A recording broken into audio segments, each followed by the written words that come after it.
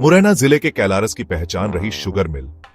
एक समय था जब यह हजारों किसानों और मजदूरों की रोजी रोटी का सहारा थी, लेकिन वक्त के साथ तस्वीर बदल गई।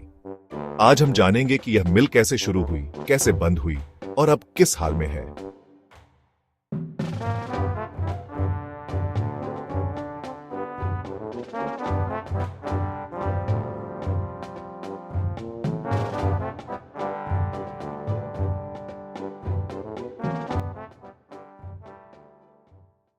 कैलारस शक्कर मिल की शुरुआत गन्ना किसानों को सहारा देने और स्थानीय युवाओं को रोजगार देने के लिए की गई थी।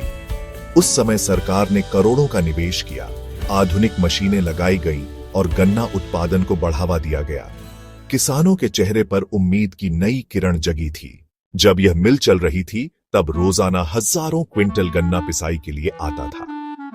आसपास के 200 से ज्यादा गांवों के किसानों को इसका सीधा फायदा मिला। शक्कर, शीरा और अन्य उप उत्पाद देश भर में सप्लाई होते थे। यह मिल सिर्फ एक कारखाना नहीं, बल्कि इलाके की अर्थव्यवस्था की रीढ़ था। लेकिन धीरे धीरे हालात बिगड़ने लगे।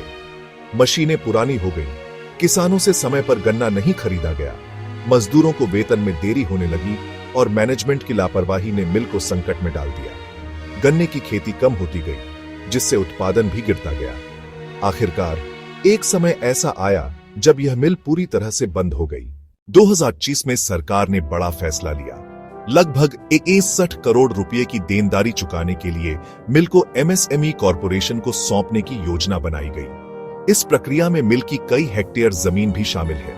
प्रशासन ने नीलामी की तैयारी की, लेकिन किसानों और स्थानीय नेताओं के विरोध के कारण इसे कई बार रोका या स्थगित करना पड़ा। सरकार का कहना है कि अगर किसान गन्ना उत्पादन के लिए तैयार हों, तो मिल को दोबारा शुरू करने की संभावना है। इस फैसले का जबरदस्त विरोध हुआ।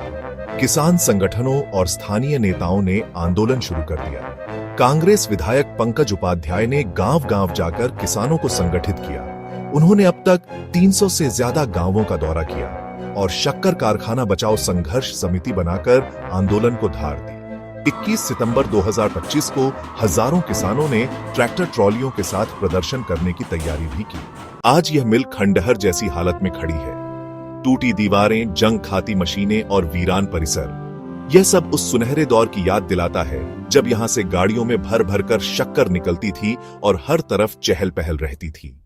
कैलारस शुगर मिल एक मिसाल है कि अगर समय रहते ध्यान न दिया जाए तो विकास और रोजगार की कितनी बड़ी संभावना हाथ से निकल सकती है। सवाल यही है, क्या यह मिल फिर से किसानों और मजदूरों की उम्मीदों को जगा पाएगी या इतिहास के पन्नों में सिमट कर रह जाएगी?